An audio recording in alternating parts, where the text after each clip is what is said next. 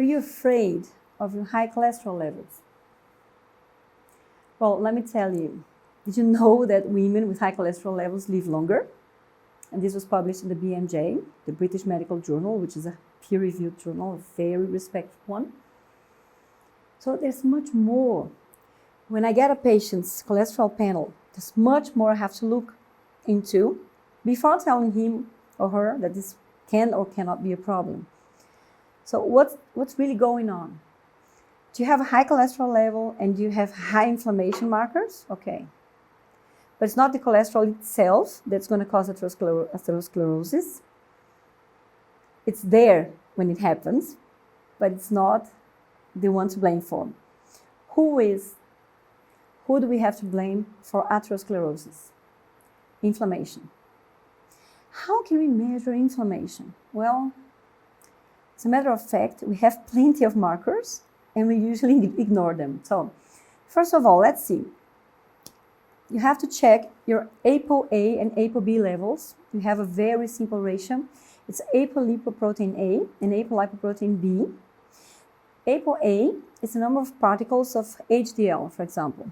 It's a very simple way of explaining it. And ApoB is the number of particles of LDL, cholesterol.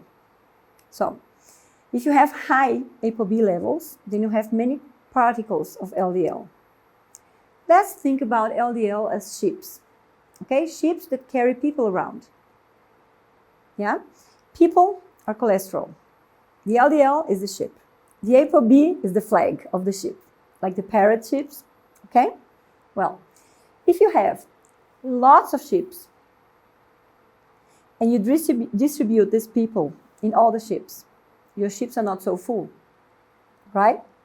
If you have small ships, not so full, it's easier to discharge, to leave these people in small rivers.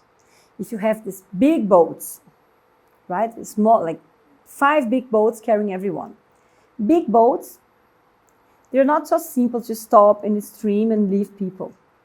You need small boats, okay? So if you have low ApoB and high LDL cholesterol in your blood panel, okay? This means you have big ships. And big ships don't cause atherosclerosis. You need small ships, small oxidized ships. But if you have high ApoB, for example, like 140, 150 of ApoB, right? And you have high LDL values, then maybe you have small ships. Okay, so you have small ships traveling around your body. It's easier for cholesterol to leave and enter your arteries, yeah? Will this cholesterol enter and stay? Usually cholesterol is involved in repairing vessels. And usually it will only stay in your artery if you have inflammation. If you have inflammation, it's oxidized. If it's oxidized, it stays. And then we have a problem. So did you realize how many things have to happen until you have actually an atherosclerotic plaque? Lots of stuff have to happen. And we have a ratio.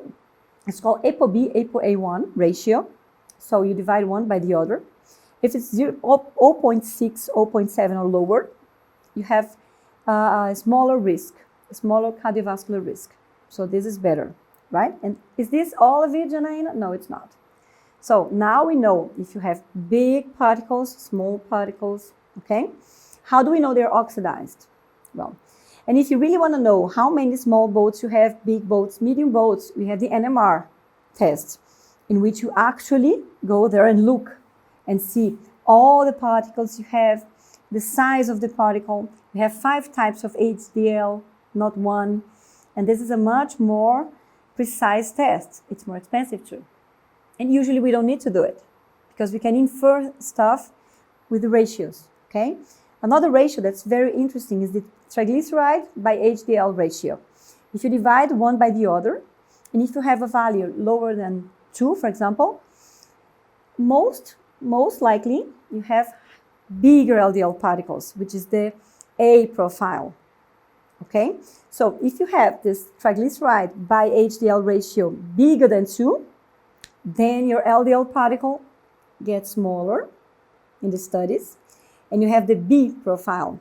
I call it B for bad. That's a bad thing to have. So if you have a good ApoB to ApoA1 ratio and a good triglyceride to HDL ratio, you don't need the NMR, at least not for now. So with very simple tests, we can see what's going on. Okay? It's not only a high LDL value in your blood tests that will define what's going to happen to you, right? And you know that we have some studies. There's a study with more than 8,000 patients admitted to a hospital with a heart attack and with troponin elevation, like a confirmed acute myocardial infarction, right? More than 50% of them, right? 50% of these patients had LDL less than 130. 130? Less than 130? And they had a heart attack? Yes. 70% of the patients had less than 130 and 50% had LDL lower than 100. So, when your cardiologist tells you, well, if you have this LDL lower than 100, it's very unlikely you'll have a heart attack.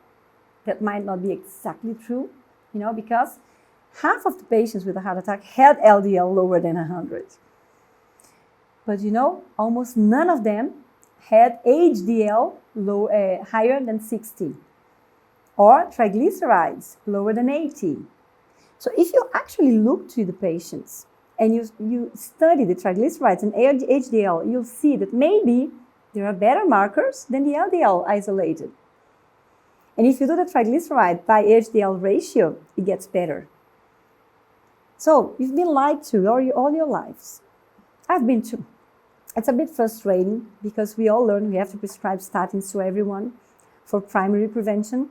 But when you study the NNT, the number needed to treat, and you find out that you have to treat 200 patients with statins for primary prevention to prevent one non-fatal acute ischemic event, an angina.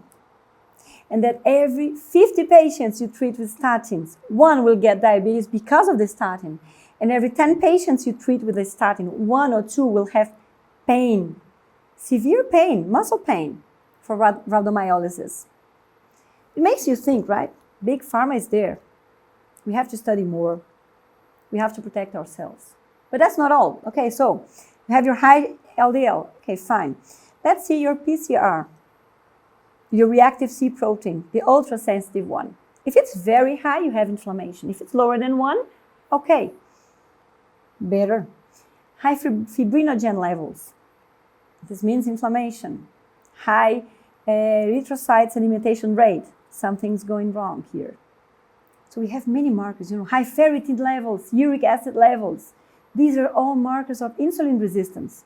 Oh my God, yes. Oh my God. If you have high GGT, AST, ALT, the liver enzymes, if they're high, you have high ferritin levels, high liver enzyme levels, high uric acid levels, high triglycerides.